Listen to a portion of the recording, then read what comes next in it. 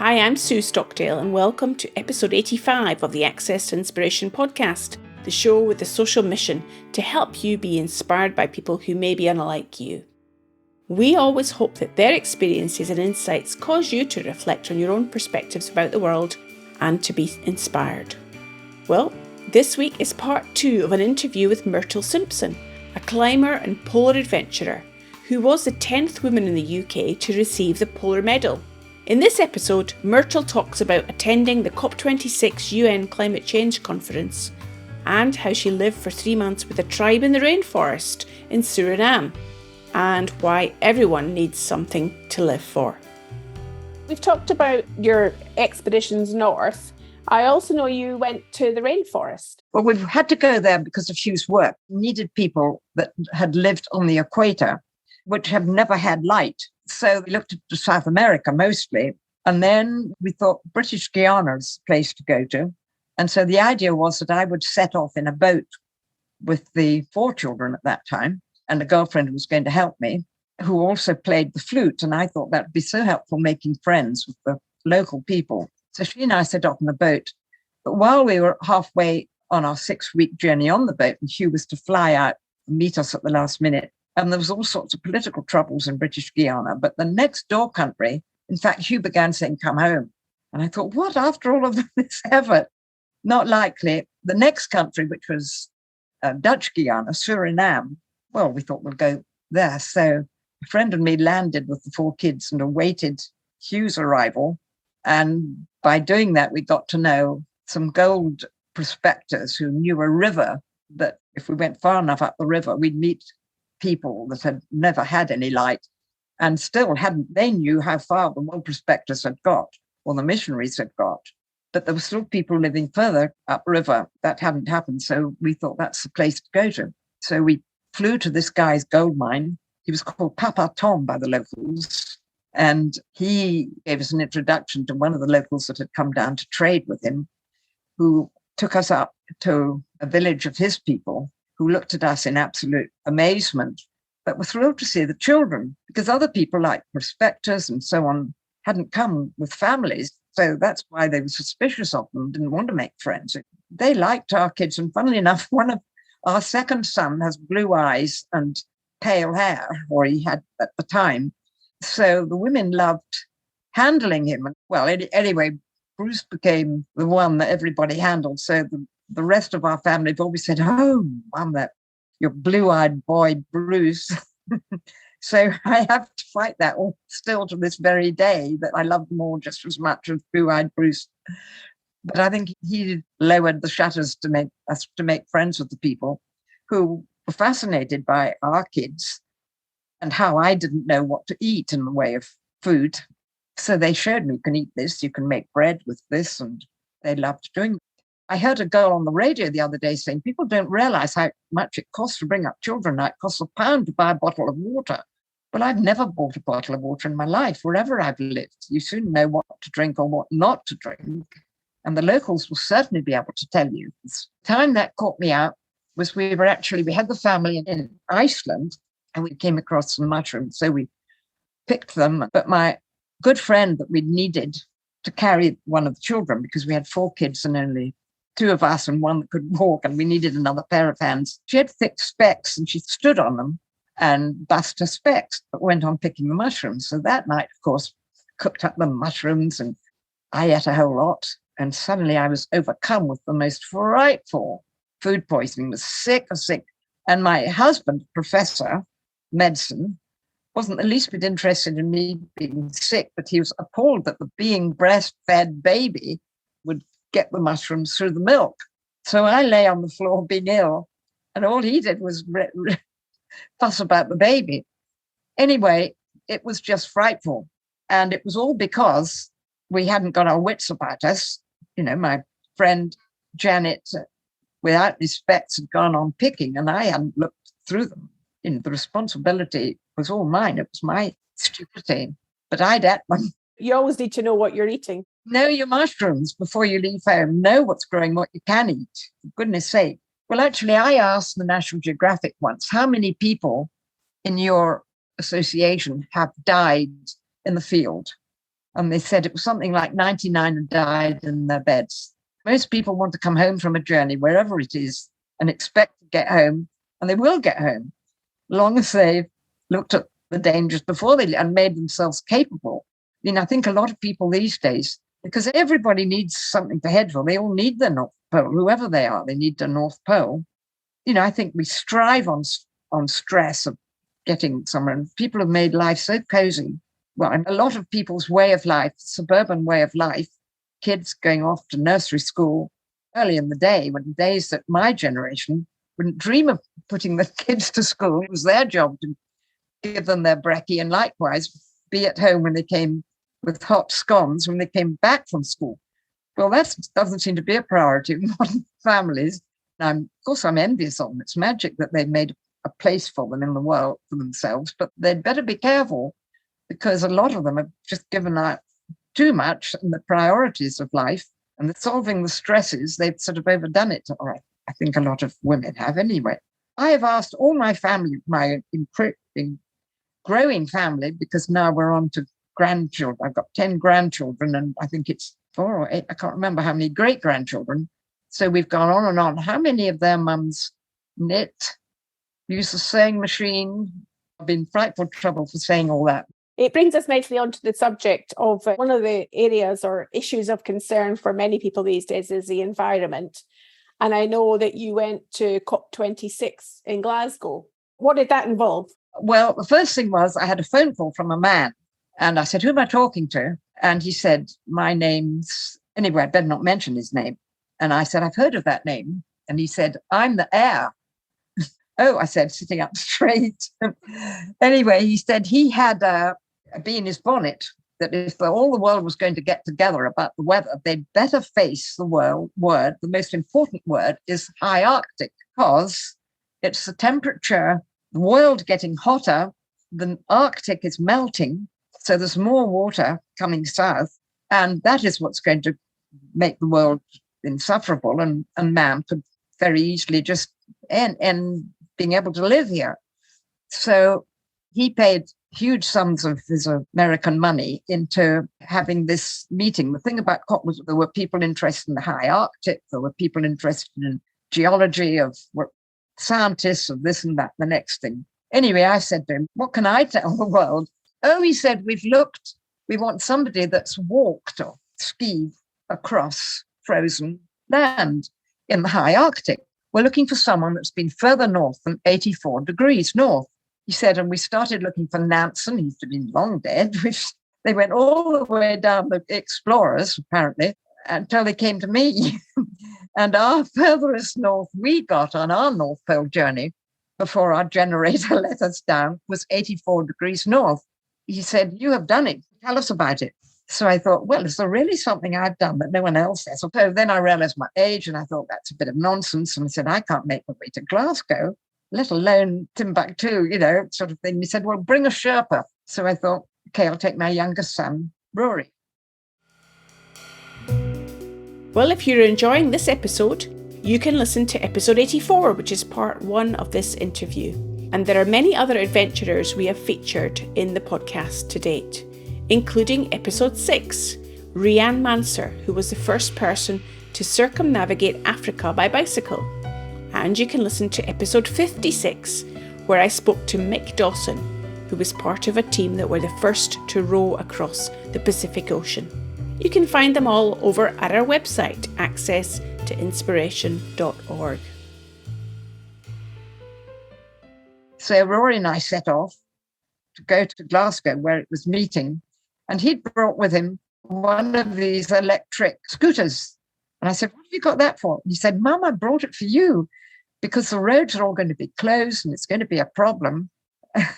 Anyway, I thought, as I'd already decided I couldn't ride an electric bike, I didn't think I'd manage an electric scooter. Anyway, we set off for Glasgow with a friend who had a car, Sean Langmuir, and we found, because Sean knew all the back roads and so on, of course we could drive perfectly well. And we got to this place and I just loved the atmosphere.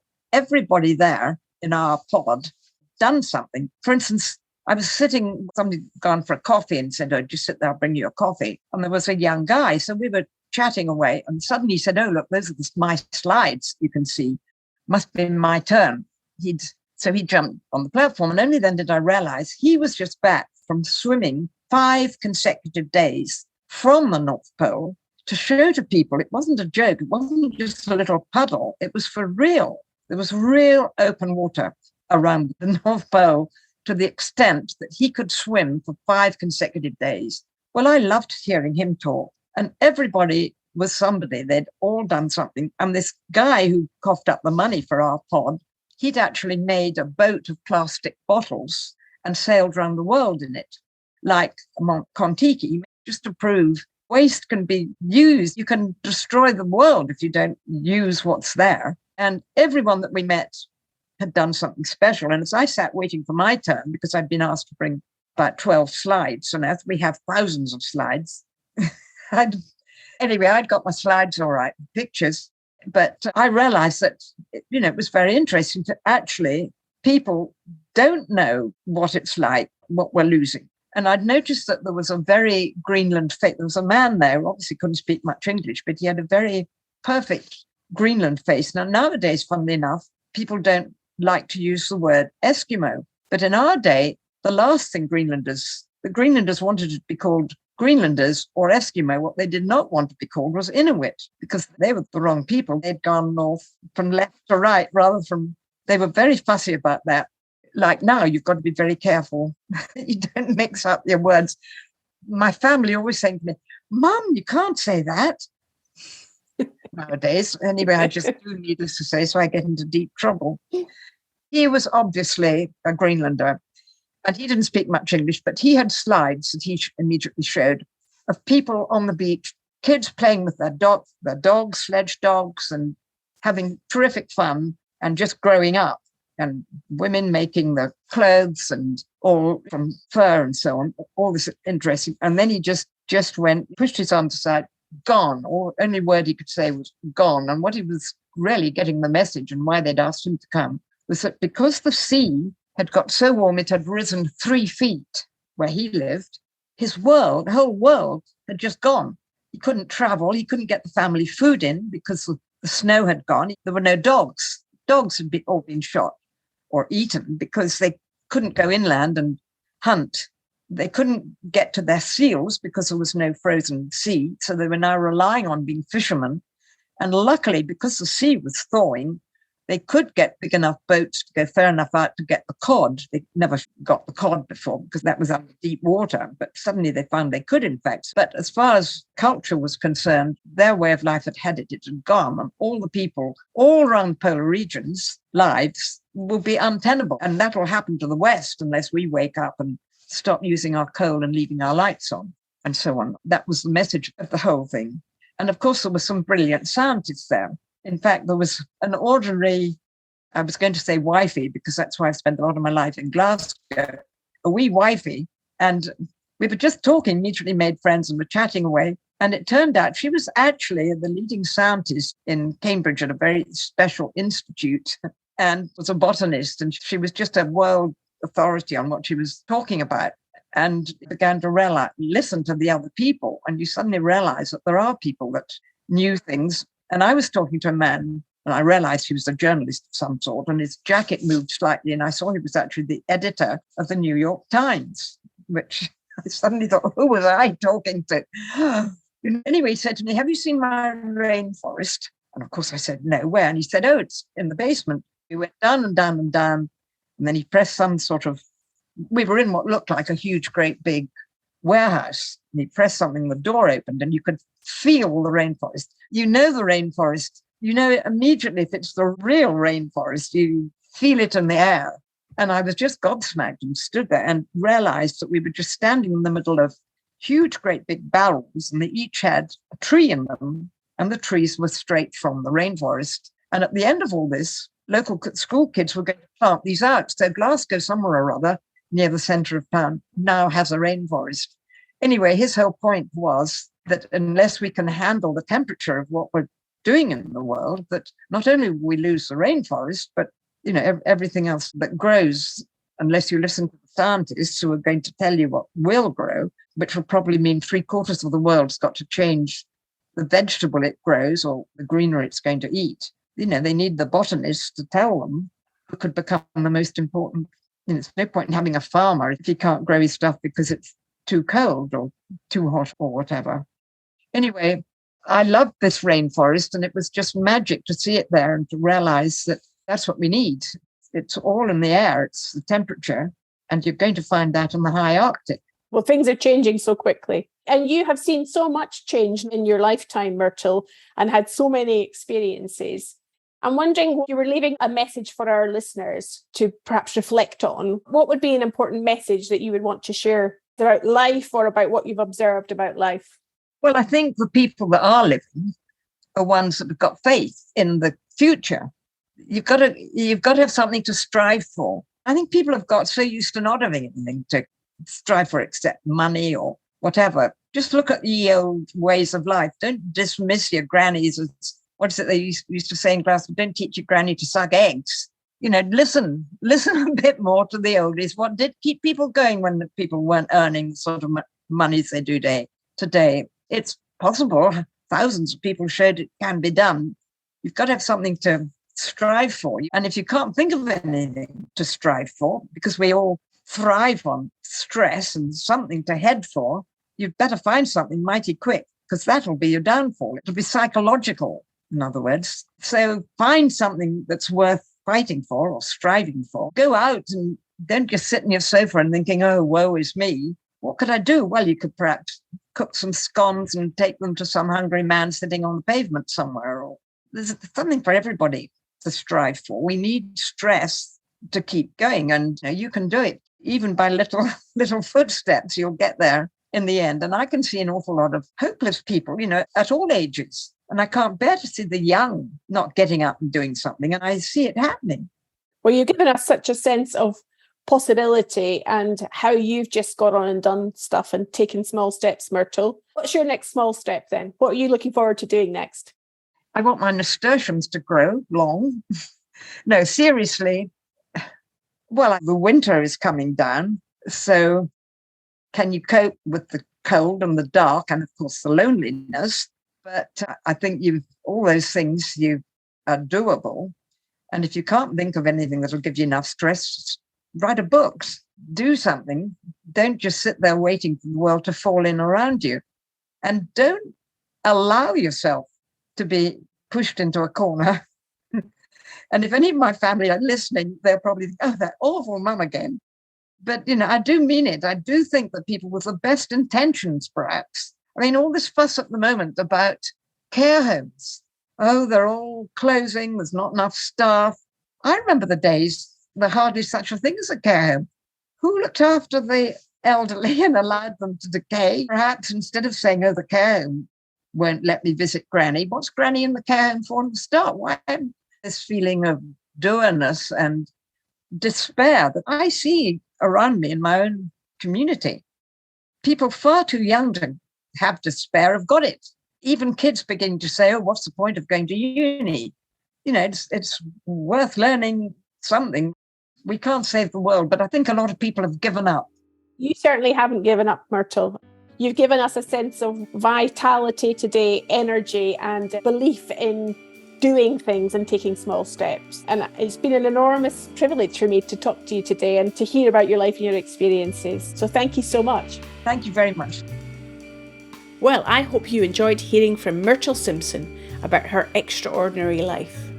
And if you're not planting nasturtiums yet or swimming in a river, then maybe it's also inspired you to find something to focus on for 2023.